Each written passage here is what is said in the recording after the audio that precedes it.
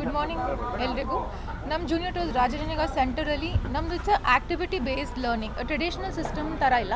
So that activity based ಅಂದರೆ ಮಕ್ಕಳಿಗೆ long time ಮೆಮೊರಿಲಿ ಉಳ್ಕೊಳ್ಳುತ್ತೆ ಅಂತ. ಸೊ ಇದರಲ್ಲಿ ಡಿಫ್ರೆಂಟ್ ಕೆಫೆ ಇದೆ. ಪ್ರತಿಯೊಂದು classrooms like communication cafe, environment cafe, numeracy cafe ಅಂತ ಇರುತ್ತೆ. ಎನ್ವಿರಾನ್ಮೆಂಟ್ ಕೆಫೆ ಅಂದರೆ ಇಟ್ಸ್ ಲೈಕ್ ಮದರ್ ನೇಚರ್ನ ಹೆಂಗೆ ಲೈಕ್ ರೆಸ್ಪೆಕ್ಟ್ ಮಾಡೋದು ಆ ಥರ ಇರುತ್ತೆ. Communication cafe it's all about like how to ಹೆಂಗೆ ಕಮ್ಯುನಿಕೇಟ್ ಮಾಡ್ತೀವಿ ಒಂದು ಮಕ್ಳ ಜೊತೆ, ಅವ್ರ ಎಕ್ಸ್ಪ್ರೆಷನ್ನ ಹೆಂಗೆ ಔಟ್ಕಮ್ ಮಾಡೋದು ಅಂತ.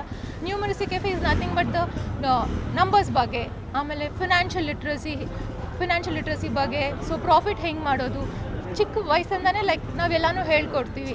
ಸೊ ಆಮೇಲೆ ಸೋಷಿಯಲ್ ವೆಲ್ಬೀಯಿಂಗ್ ಎಮೋಷನ್ ಕೆಫೆ ಅಂತ ಇರುತ್ತೆ.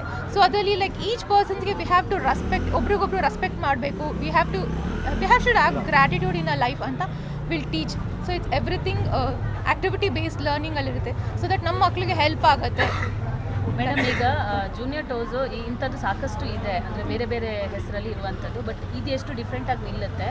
ಬಟ್ ಇದು ಮದರ್ಸ್ಗಳಿಗೆ ಅಥವಾ ಪೇರೆಂಟ್ಸ್ಗಳಿಗೆ ಫಿನಾನ್ಷಿಯಲಿ ಎಷ್ಟು ಕಮ್ಮಿಗೆ ಸಿಗುತ್ತೆ ಹೆಂಗೆ ಅಂತ, ಅಂದರೆ ಫೀಸ್ ವೈಸ್ ಎಲ್ಲರಿಗೂ ಆಸೆ ಇರುತ್ತೆ ಇನ್ನು ಈ ಥರ ಸೇರಿಸಬೇಕು ಅಂತ. ಸಿ ಮ್ಯಾಮ್, ಫೀಸ್ ಬಗ್ಗೆ ಮಾತಾಡಬೇಕು ಅಂದರೆ we are giving a premium quality of education. ನಾನು ಅವ್ರಿಗಿಂತ ಬೆಟರ್ ಅಂತ ನಾನು ಕಂಪ್ಯಾರಿಸನ್ ಮಾಡ್ತಾ ಇಲ್ಲ.